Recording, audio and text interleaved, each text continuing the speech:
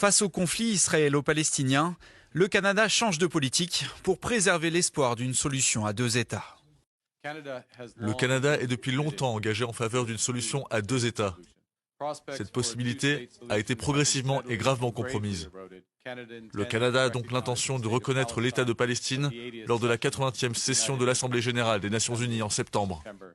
Une reconnaissance saluée par le président de l'autorité palestinienne, Mahmoud Abbas, tenu néanmoins de respecter les conditions fixées par le Canada. Il promet d'organiser des élections générales l'an prochain et de ne pas militariser l'État palestinien.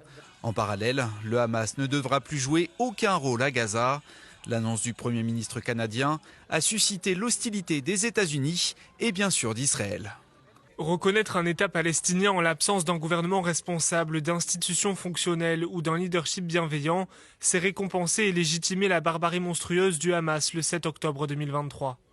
Le Canada peut en revanche compter sur le soutien de la France et du Royaume-Uni, deux pays qui ont récemment annoncé leur intention de reconnaître l'État de Palestine. Quelques heures avant de leur emboîter le pas, Mark Carney s'était entretenu avec Emmanuel Macron. Nous nous réjouissons de pouvoir travailler de concert avec le Canada pour relancer une perspective de paix dans la région. Nous allons poursuivre nos efforts pour que d'autres rejoignent cette dynamique dans la perspective de l'Assemblée générale des Nations unies. À ce jour, 148 des 193 États membres de l'ONU reconnaissent officiellement l'État palestinien. Un contingent que prévoit de rejoindre le Royaume-Uni, sauf si Israël prenait une série d'engagements, à commencer par un cessez-le-feu dans la bande de Gaza.